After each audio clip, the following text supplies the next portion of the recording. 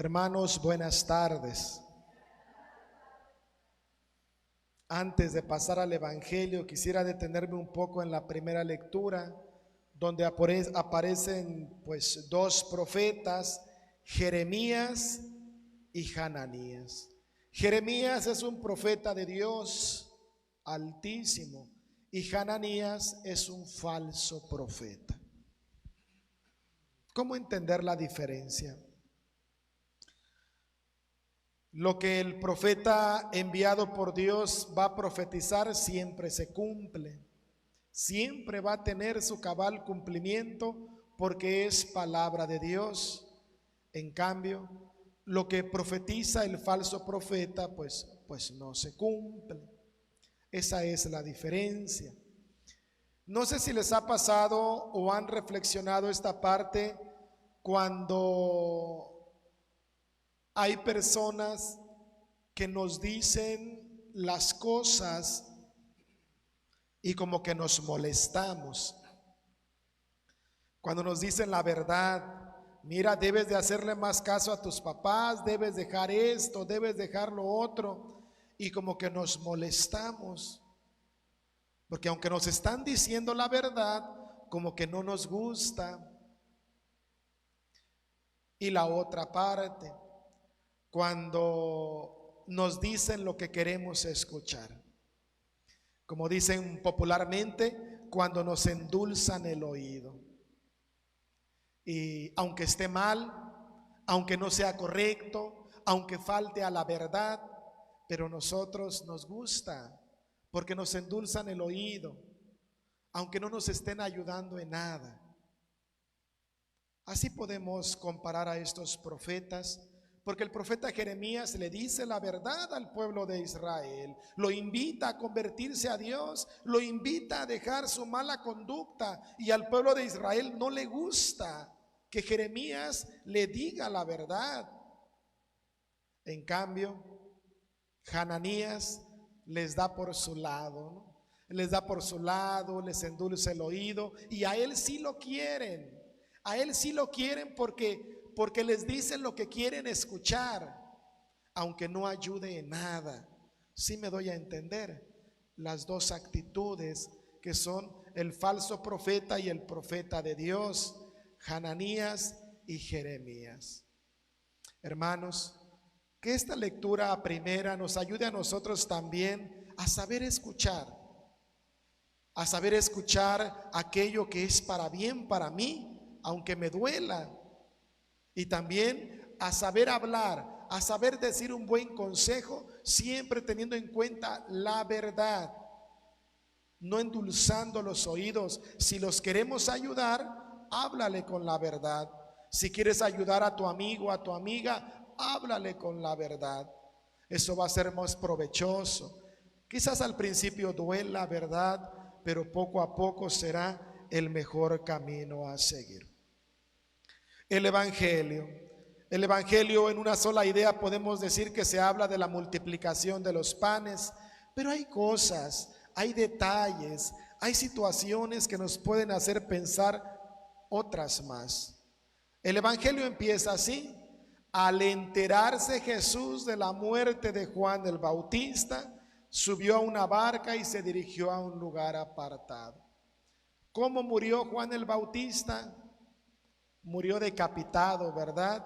En una bandeja, su cabeza en una bandeja fue entregada a Herodes, Herodías, bueno, esta historia. ¿Cómo se sentiría Jesús? Es la muerte de un profeta. Va a decir Jesús, el más grande de los profetas. Jesús se enteró de la muerte de Juan. ¿Cómo se habría sentido? Yo creo que nada bien, ¿verdad? Cuando nos enteramos de la muerte de un amigo, ¿cómo nos sentimos? Pues mal. Nos sentimos mal porque apreciamos a la persona. Pero Jesús antepone el reino, se pone en camino. Sin lugar a dudas, la tristeza lo lleva también a la seguridad de anunciar el reino por amor a Dios. Y dice que subió a una barca, pero que la gente lo andaba siguiendo porque las personas andaban como ovejas sin pastor y en Cristo habían descubierto a un pastor auténtico, a un pastor bueno, al buen pastor.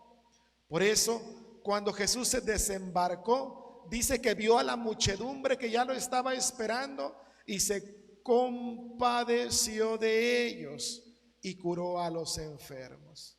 Palabra clave: compasión. Jesús se compadece del que sufre. Jesús se compadece del enfermo y obra grandes milagros y los sana, dice la palabra, y curó a los enfermos.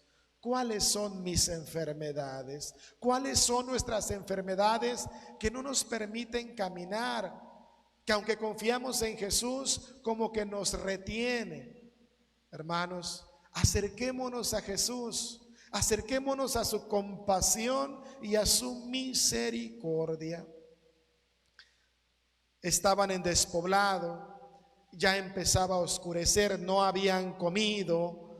Entonces los discípulos le dijeron a Jesús, los apóstoles: ya despídelos porque ya va a oscurecer, que se vayan a los caseríos a ver qué comen por allá, a ver qué compran.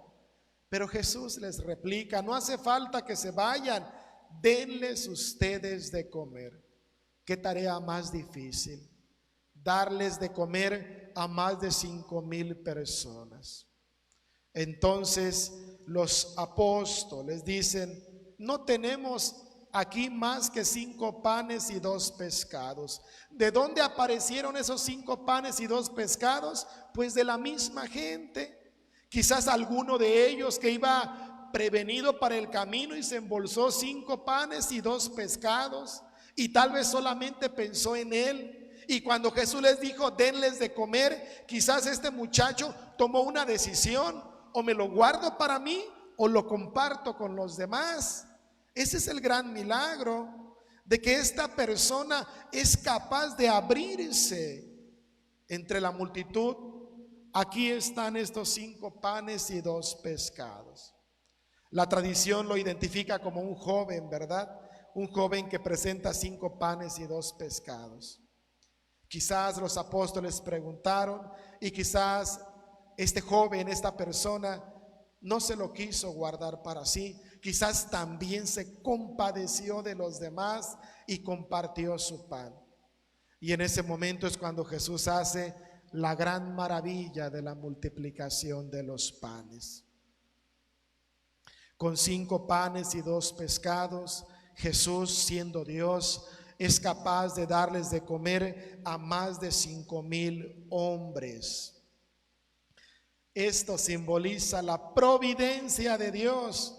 Hoy que estamos celebrando también la providencia de Dios, la providencia del Señor, pongamos a sus pies aquello que tenemos. Quizás es poco, quizás es mucho, pero eso poco, nuestro Señor es capaz de multiplicarlo para bien, para saciar el hambre de pan, pero también el hambre de Dios, porque este signo de Jesús nos alimenta en nuestra fe.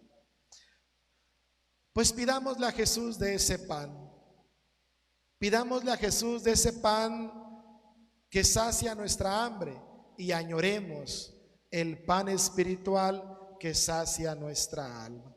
Así se lo pedimos al Señor en el nombre del Padre y del Hijo y del Espíritu Santo. ICM